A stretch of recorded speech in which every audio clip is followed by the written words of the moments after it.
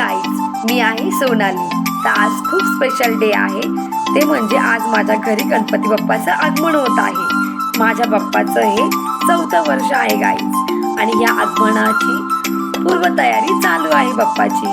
सगळेजण खूप छान अशी पूर्वतयारी करत आहेत, लहानांपासून मोठ्यापर्यंत।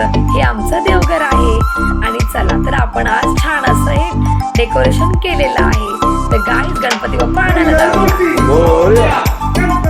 आपला बाप्पा आता आपल्या घरी आलेला। वक्रतुंड महाकाय सूर्यकोटी समप्रभ निर्विघ्नं कुरु मे देव सर्व कार्येषु सर्वदा। माझ्या बाप्पाचं असं माझ्या घरी खूप छान स्वागत झालं आहे, आणि मला फार छान आनंद झाला आहे गाईज। सगळे नातेवाईक, पाहुणे रावळे, लहानांपासून मोठ्यापर्यंत सगळ्यांनी उपस्थिती लावलेली आहे गाईज। मला खूप छान वाटलं आहे, सगळे आलेत। गणपती बाप्पामुळे सगळे एकत्र येतात, या सणामुळे खूप छान असं आनंद होतो।